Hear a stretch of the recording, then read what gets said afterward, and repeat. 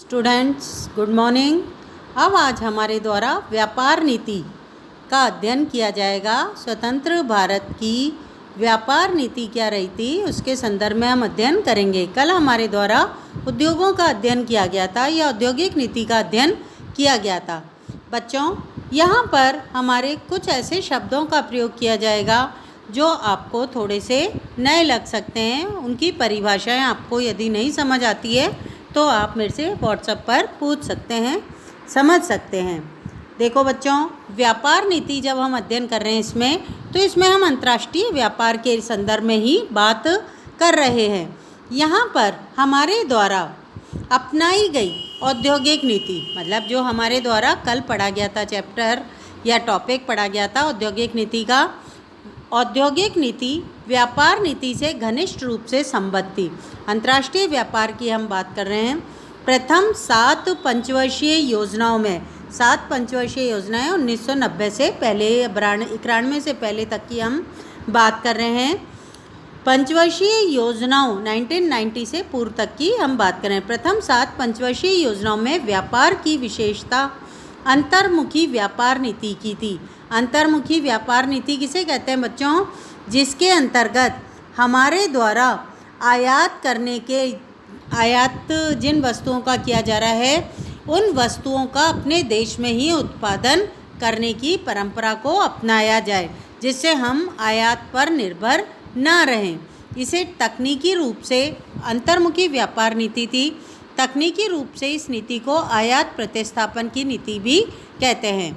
आयात प्रतिस्थापन शब्द का प्रयोग इसके लिए प्रॉपर किया जाता है। आयात प्रतिस्थापन का अर्थ ये होता है बच्चों कि जिन वस्तुओं का हमारे द्वारा वर्तमान में आयात किया जा रहा है उन वस्तुओं का कल से मतलब भविष्य में हम अपने देश में ही उत्पादन करें, जिससे कि हमारी आवश्यकताओं की पूर्ति हो जाए और हमें विदेशों से आयात ना करना पड़े। यह नीति आयात प्रतिस्थापन की नीति कहलाती है। इस नीति का उद्देश्य आयात के बदले घरेलू उत्पादन के द्वारा पूर्ति करना है। उदाहरण के लिए, विदेशों में निर्मित वाहनों का आयात करने के स्थान पर उन्हें भारत में ही निर्मित करने के लिए उद्योगों को प्रोत्साहित किया जाए। इस नीति के अनुसार सरकार ने विदेशी प्रतिस्पर्धा से घरेलू उद्योगों की रक्षा की है। ये बहुत इम्पॉर्टेंट बात है कि जब हमारा देश स्वतंत्र हुआ था उस समय हमारे सरकार के समक्ष कंपटीशन, जो विदेशी प्रतियोगिता का हमारे सामने आ रहा था, उस प्रतिस्पर्धा से अपने देश के घरेलू उद्योगों की रक्षा करने के लिए यह व्यापार नीति आयात प्रतिस्थापन की अपनाई गई थी। आयात संरक्षण के 2 प्रकार होते हैं, एक प्रशुल्क और दूसरा कोटा। प्रशुल्क सीमा पर लगने वाले कर को कहते हैं, टैक्स को कहते हैं, और कोटा मतलब एक निश्चित क्वांटिटी ही आयात की जा सकती है। प्रशुल्क आयातित वस्तुओं पर लगाया गया कर है। ये लाइन बच्चों नोट कर लेना अपनी कॉपी में नोट्स रूप में। प्रशुल्क लगाने पर आयातित वस्तुएं अधिक महंगी हो जाती हैं, जो वस्तुओं के प्रयोग को हतोत्साहित करती है। विदेशों से आने वाली जो वस्तुएं होती हैं बच्चों, वो मल्टीनेशनल कंपनीज़ के द्वारा बनाई जाती हैं। उनकी लागतें बहुत कम होती हैं और फिर वो विभिन्न देशों में अपनी वस्तुओं को बेचते हैं। नया मार्केट बनाने के लिए वो हानि उठाकर भी अपनी वस्तु को बेच देते हैं, तो कम कीमत पर वो वस्तु को बेचते हैं। यदि प्रशुल्क की दर ऊँची होगी, देश में आयात की जाने वाली वस्तु की दर ऊँची होगी, तो क्या होगा? टैक्स लगने से उसकी कीमत बढ़ जाएगी और हमारे देश का जो घरेलू उत्पादन है उसी की प्रतिस्थापित वस्तु का वो बिकने लगे, उसके बराबर उसकी कॉस्ट पड़ने लगेगी। क्योंकि देश में तो इतनी टेक्नोलॉजी अभी डेवलप नहीं हुई थी, कम लागत है, आ ही नहीं पा रही थी। तो हमारे देश के उद्योगों को संरक्षित करने के लिए हमारे सरकार के द्वारा आयात प्रतिस्थापन की नीति के तहत प्रशुल्क का प्रयोग किया गया था। आयातित वस्तुओं पर लगने वाले ऊंची दर से कर लगाया गया था। कोटे में जो दूसरी हमारी पॉलिसी सरकार की थी आयात प्रतिस्थापन की, कोटे में वस्तुओं की मात्रा निर्दिष्ट होती है। निर्दिष्ट मतलब निर्धारित होती है पहले से ही। जिन्हें आयात किया जा सकता है। प्रशुल्क और कोटे का प्रभाव यह होता है कि इनसे आयात प्रतिबंधित हो जाते हैं और इससे विदेशी प्रतिस्पर्धा से देशी फर्मों की रक्षा होती है। संरक्षण की नीति ये जो थी अपनाई गई थी हमारी सरकार के द्वारा उद्योगों के लिए, इस धारणा पर आधारित थी कि विकासशील देशों के उद्योग अधिक विकसित देशों के द्वारा उत्पादित वस्तुओं से प्रतिस्पर्धा करने की स्थिति में नहीं है। यह माना जाता है कि यदि घरेलू उद्योगों को संरक्षण किया जाता है तो समय के साथ वे भी प्रतिस्पर्धा करना भी सीख लेंगे। हमारे योजनाकारों को भी यह आशंका थी कि यदि आयातों पर प्रतिबंध लगाया जाता है तो विलासिता की वस्तुओं के आयात पर विदेशी मुद्रा खर्च होने की संभावनाएं बढ़ जाएंगी। 1980 के दशक के मध्य तक निर्यात संवर्धन पर कोई गंभीर विचार नहीं किया गया था। अब औद्योगिक विकास पर नीतियों का प्रभाव पड़ने से पहले बच्चों यहाँ एक चार्ट बना हुआ है, उसको मैं आपको बताना चाहूँगी। यहाँ पर आपके क्या दिया हुआ है, इसमें कृषि क्षेत्र दिया हुआ है। देखो दिखाई दे रहा है आपको कृषि क्षेत्र। कृषि क्षेत्र के बाद 1950-51 की स्थिति दे रखी है और 1991 की स्थिति आपके इसमें दिखाई गई है। फिर उद्योग का क्षेत्र दे रखा है और फिर आपके इसमें भी 50-51 की स्थिति और 1991 की स्थिति को दर्शाया गया है। फिर आपके सेवा क्षेत्र को लिया गया है, सेवा क्षेत्र की भी 50-51 की स्थिति और 90-91 की दशाओं को दर्शाया गया है। बच्चों इसको देखकर हमें क्या दिखाई दे रहा है कि 90-91 में कृषि क्षेत्र से सेवा क्षेत्र का योगदान बहुत अधिक हो गया था। आगे हम बढ़ते हैं, औद्योगिक विकास पर नीतियों का प्रभाव। प्रथम 7 पंचवर्षीय योजनाओं के दौरान भारत के औद्योगिक क्षेत्र की उपलब्धियां वस्तुतः उल्लेखनीय रही हैं। औद्योगिक क्षेत्र द्वारा प्रदत्त जीडीपी का अनुपात 1950-51 में 11.8% से बढ़कर 1990-91 में 24.6% हो गया है। जीडीपी में उद्योगों की हिस्सेदारी में भी बढ़ोतरी विकास का एक महत्वपूर्ण सूचक है। इस अवधि के दौरान औद्योगिक क्षेत्र का प्रतिशत वार्षिक समृद्धि दर प्रशंसनीय रही। भारतीय उद्योग सूती वस्त्र और पटसन तक ही सीमित नहीं थे। वस्तुतः औद्योगिक क्षेत्र प्राय सार्वजनिक क्षेत्र के विविधतापूर्ण बन गया।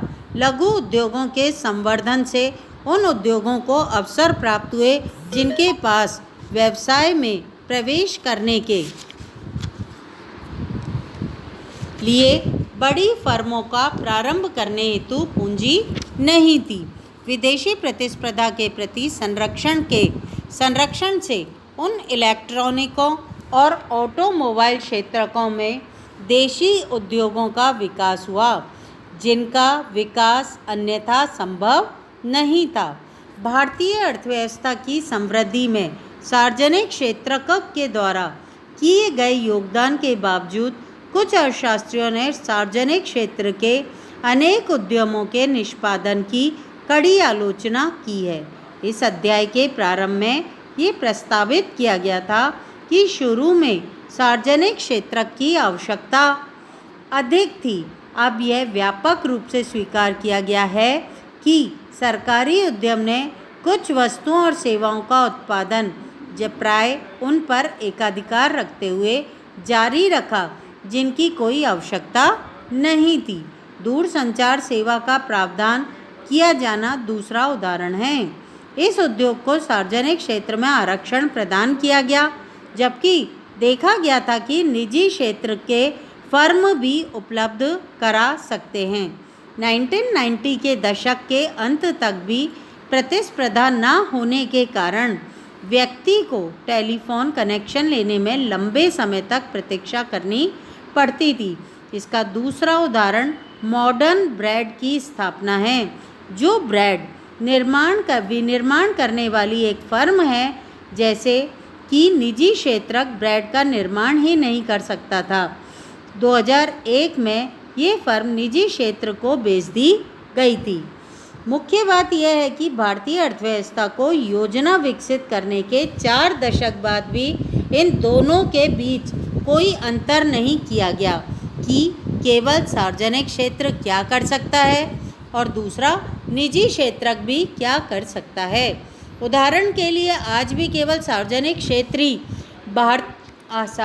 क्षेत्र ही राष्ट्रीय सुरक्षा प्रदान करता है। यद्यपि सार्वजनिक क्षेत्रक होटलों का भी व्यवस्था कर सकता है, तथापि सरकार होटल चलाती है। इस आधार पर कुछ विद्वानों ने तर्क दिया कि राज्य को उन क्षेत्रों से हट जाना चाहिए जिनमें निजी क्षेत्र कार्य कर सकते हैं। सरकार ऐसी महत्वपूर्ण सेवाओं पर संसाधनों का सर्वेक्षण संकेंद्रण कर सकती है जिन्हें निजी क्षेत्रक उपलब्ध नहीं करा सकते हैं। अनेक सार्वजनिक क्षेत्रकों की फर्मों ने भारी नुकसान उठाया था, लेकिन उन्होंने काम जारी रखा क्योंकि किसी सरकारी उपक्रम को बंद किया जाना कठिन होता है, भले ही इसके कारण राष्ट्र के सीमित संसाधनों का निकास होता रहे। इसका अर्थ यह नहीं कि निजी फर्मों को सदैव लाभ होता है। वास्तव में कुछ सार्वजनिक क्षेत्र की फर्में मूलतः निजी क्षेत्र थी जो हानि के बाद बंद होने की स्थिति में थी। उसके कारण कामगारों को नौकरियों की संरक्षा के लिए उनका राष्ट्रीयकरण कर दिया गया। बहरहाल मुनाफा उठाने वाली निजी फर्में अपने को बनाए रखने के लिए संसाधनों का अपव्यय नहीं होने देगी। किसी उद्योग को शुरू करने के लिए आवश्यक लाइसेंस का कुछ औद्योगिक घरानों द्वारा दुरुपयोग किया गया। बड़े उद्योगपति नई फर्म शुरू करने के लिए नहीं, बल्कि नए प्रतिस्पर्धियों को रोकने के लिए लाइसेंस प्राप्त कर लेते थे। परमिट लाइसेंस राज मतलब कोई भी नया उद्योग खोलने से पहले सरकार से लाइसेंस प्राप्त करना। ये व्यवस्था परमिट लाइसेंस राज कहलाती है। परमिट लाइसेंस राज के अत्यधिक नियमन के कारण कुछ फर्में कार्यकुशल नहीं बन पाई। उद्योगपति अपने उत्पादन के विषय में विचार करने की अपेक्षा लाइसेंस प्राप्त करने की कोशिश में लगे रहे और संबंधित मंत्रालयों में लॉबी बनाने में समय व्यतीत करते रहे। बच्चों, ये संबंधित मंत्रालय हमारी गवर्नमेंट जो होती है, संसद जो होती है, वहाँ पर अनेक मंत्रालय होते हैं, हर विभाग होता है, कपड़ा मंत्रालय, शिक्षा मंत्रालय। तो ये जो उद्योगपति होते हैं ना, ये क्या करते हैं, अपने कानून बनवाने के लिए वहाँ पर सेटिंग का कार्य करते रहते हैं। ये लॉबी कहलाती है, जो बाहर से प्रेशर बनाकर रखती है मंत्रियों पर कि उनके पक्ष में कानूनों का निर्माण किया जाए। विदेशी प्रतिस्पर्धा से संरक्षण की आलोचना भी इस आधार पर की जा रही है कि यह उस स्थिति के बाद भी जारी रहा जब यह सिद्ध हो चुका था कि इससे लाभ के स्थान पर नुकसान अधिक होगा। आयातों पर प्रतिबंध के कारण भारतीय उपभोक्ताओं को उन वस्तुओं को खरीदना पड़ता था जिनका उत्पादन भारतीय उत्पादक करते थे। उत्पादन इस बात से अवगत थे कि उनके पास एक आबद्ध बाजार है, अतः उन्हें अपनी वस्तुओं की गुणवत्ता सुधारने हेतु कोई प्रेरणा नहीं थी। जब वे घटिया वस्तुओं को ऊंची कीमतों पर बेच सकते थे, तब वे उनकी गुणवत्ता में सुधार करने की क्यों सोचते। आयातों की प्रतिस्पर्धा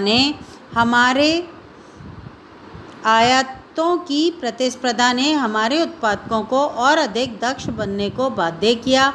कुछ अर्थशास्त्रियों का भी मत है कि सार्वजनिक क्षेत्र का प्रयोजन लाभ कमाना नहीं है, बल्कि राष्ट्र के कल्याण को बढ़ावा देना है। इस दृष्टि से सार्वजनिक क्षेत्र की फर्मों का मूल्यांकन जनता के कल्याण के आधार पर किया जाना चाहिए। उनका मूल्यांकन उनके द्वारा कमाए गए लाभों के आधार पर नहीं किया जाना चाहिए।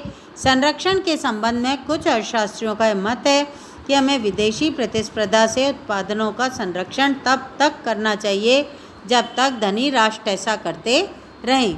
इन सभी विरोधों के कारण अर्थशास्त्रियों ने हमारी नीति में परिवर्तन करने का आग्रह किया। अन्य समस्याओं सहित इस समस्या के कारण सरकार ने 1991 में नई आर्थिक नीति को प्रारंभ कर दिया था।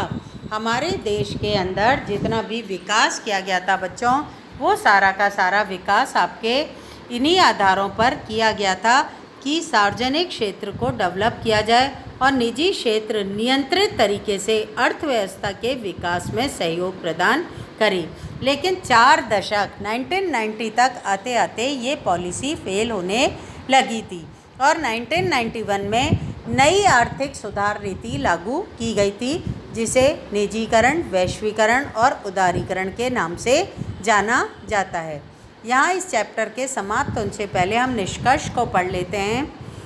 निष्कर्ष के अंतर्गत आपके दे रखा है, प्रथम 7 पंचवर्षीय योजनाओं के दौरान भारतीय अर्थव्यवस्था की प्रगति उल्लेखनीय रही।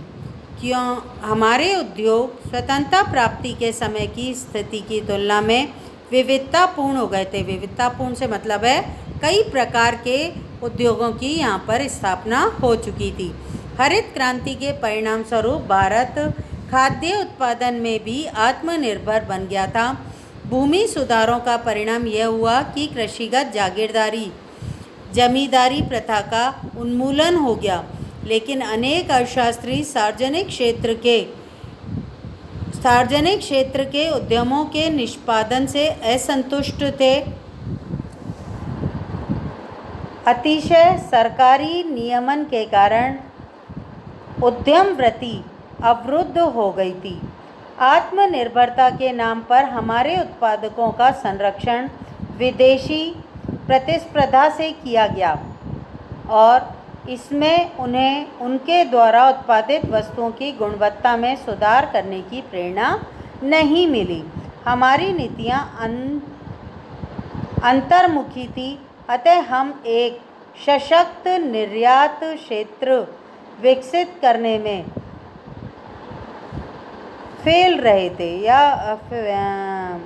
विफल रहे थे।